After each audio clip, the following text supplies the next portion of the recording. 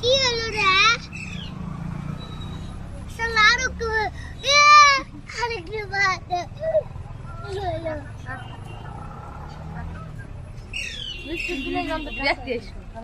আব্বা ধরো বা আমা মা ধরো।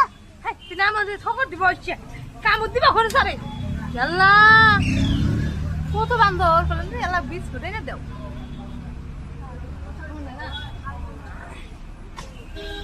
বলো